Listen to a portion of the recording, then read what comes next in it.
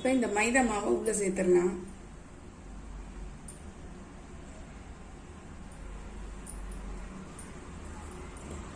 சேர்த்துட்டு நல்லா பிசைஞ்சிடலாம். அதை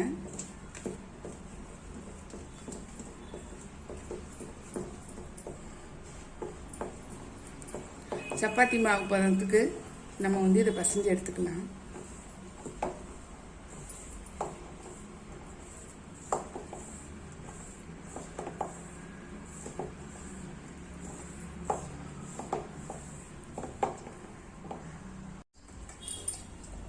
இந்த மாவை கொஞ்சமாக பிச்சு எடுத்துக்கலாம்.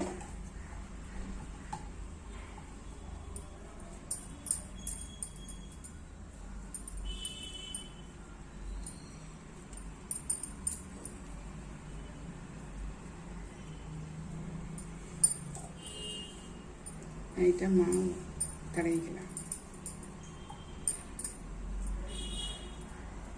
இது ஈவனாலாம் வராது.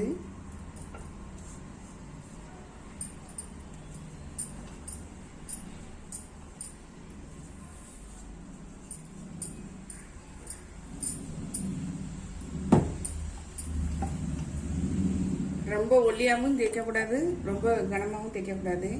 இப்போ நம்ம இதை கட் பண்ணி எடுத்துடலாம். அந்த ஓரத்தெல்லாம்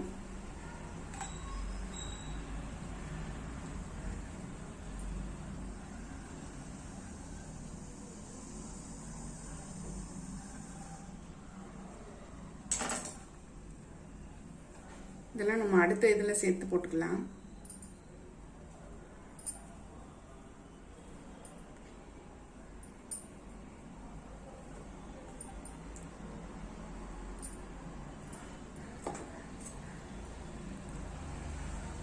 எந்த ஷேப்பில் வேணாலும் கட் பண்ணிக்கலாம். டைமண்ட் ஷேப்பில் கூட கட் பண்ணிக்கலாம். நான் இப்போ இப்படி நேராகவே கட் பண்ணிக்கிறேன். அதாவது ஸ்கொயர் ஷேப்லேயே கட் பண்ணி எடுத்துடுறேன்.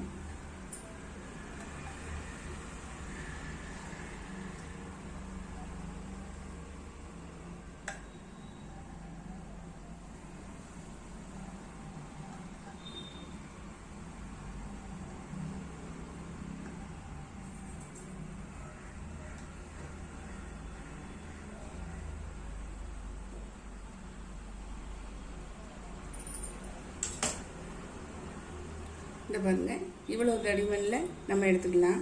இப்போ அடுப்பில் ஒரு கடாயில் எண்ணெய் ஊற்றி காய வச்சுருக்கேன். காஞ்ச உடனே போட்டு பொரிச்சு எடுத்துறேன். பாருங்க, கலர் மாறிடுச்சு. சிம்லேயே வச்சு நீங்கள்